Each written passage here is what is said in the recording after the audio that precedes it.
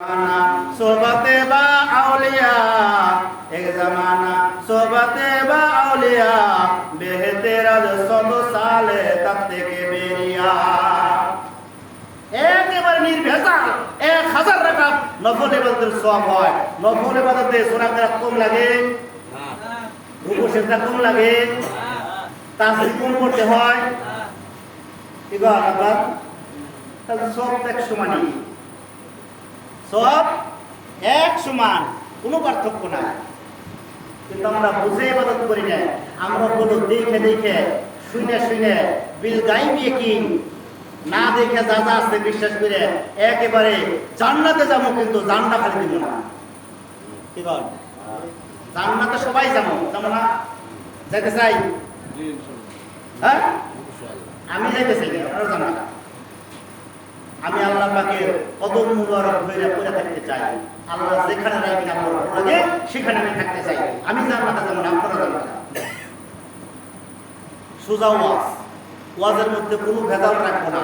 যেহেতু তরিকার মাহফিল, দয়াল নবীর ঈদে মিলাদুন নবী উপলক্ষে আজকে কয়েকটা কথা বলবো, আপনারা সবাই মন দিয়ে শুনবেন, কান দিয়া না। কিটা শুনবেন?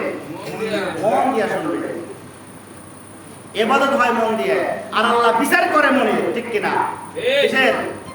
যদি হিসাব নিকাশ হয় মনের হবে, আর দিয়ে তো হইতেছে না। কত জোয়ানি শক্তি আছিল, কত লোহা খেয়ে হজম করছেন, কিন্তু এখন পাইপে খেয়েও টয়লেট ক্লিয়ার হয় না। কারণটা কি? দুর্বল হয়ে আসতেছে, ঠিক কিনা? পেঁপে খাওয়ার পর তাও টয়লেট ক্লিয়ার না, কিন্তু লোহা খেয়েও হজম করছেন, কত রক্ত টকবক করছে, ঠিক কিনা?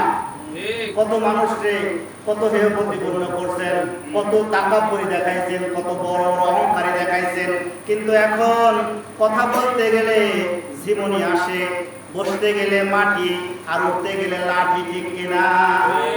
আহা, বিচার কিন্তু হইতেছে।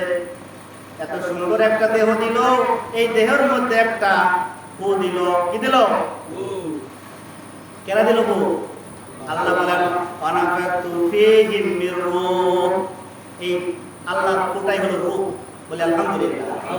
যতক্ষণ আল্লাহ আছে ততক্ষণ জিন্দা আছেন, আল্লাহ নাই এটার কোনো দাম নাই, কাতারদারি গাড়ি, ঠিক কিনা? এই জন্য দাম থাকতে তোরাই খেদমতে মহব্বত, আর মহব্বতে কি হবে? পার হয়ে যাবে। মহব্বতে পার না হলে ইবাদত দিয়ে পার হবে। 9 লক্ষ বছর ইবাদত করছেন হযরত আযাজিল ফেরেশতা। কয় লক্ষ বছর? 9 লক্ষ বছর ইবাদত করছে।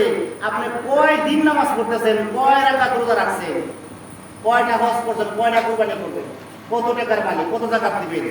9 লক্ষ বছর ইবাদত করে সামান্যতম একটু হুকুম মানে নাই। বলছে উসজুদি আদম, কি করছে আল্লাহ? আদম বানায় বলছে আদমকে সেজদা করো। আদমকে সেজদা করে নাই বিদায় সে কি হয়ে গেছে? লানতের তক্তা গলায় পড়ছে, সে হইছে শয়তান। এই জগতে যারা আদম সিনা যদি সেজদা না করে, এই জগতেও তারা শয়তান। ঠিক ঠিক বুঝছেন? নিয়ে আদম চিনবেন। সব মানুষকে সেজদা করা হারাম। কি করা হারাম? মানুষ হইয়া মানুষকে সেজদা করা হারাম। কথা বুঝেন? যেহেতু আল্লাহ হুকুম করছে, কোরআন আয়াত মানতে হবে না? ফেরেশতারা যদি আদমকে সেজদা করে, আর তুমি 3 টাকার মৌলবি, আমি 2 পৃষ্ঠা পড়া মৌলবি হয়ে আমি আদম খুঁজে পাইলাম না, আমার কপাল পোড়াতো।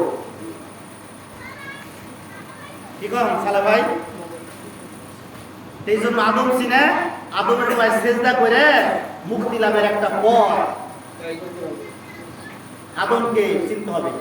আদম কিন্তু না চিনলে পরে উল্টা পাল্টা যদি কিছু করেন তাহলে শিরক। কি হবে? শিরক। আল্লাহ বলেন লা তুশরিক বিল্লাহ, আল্লাহ বলেন তোমরা আমার সাথে কাউকে শরীক করো না। এই গুনাহ আল্লাহ মাফ করবে না, কিন্তু এই গুনাহ কি করবেন? আল্লাহ মাফ করবে না। শিরক করা যাবে না, মানুষকে সেজদা করা যাবে না, ভক্তি করা যাবে না, গাছকে পূজা করা যাবে না, মাজারকে পূজা করা যাবে না। একমাত্র আদমের ভিতরে আল্লাহ বলেন ওয়ানাফাতু ফীহি মির রূহ, আমি আদমের ভিতরে রূহ রেখে দিয়েছি। ওই আদমকে যাইনা বুঝে দেখে তারপর ওই আদমকে সেজদা করবেন, কারণ আদমের ভিতরে আল্লাহ। কে? আল্লাহ। কোরআন লিখে না কিন্তু আদমের ভিতরে কি আল্লাহ। অতএব আদমকে দেখে সেখানে সিজদা করলেই হবে মুসলমান, পারের একটা পর। আর যদি না করো তাহলে ইবলিস, মালাকুল মউত, শয়তান।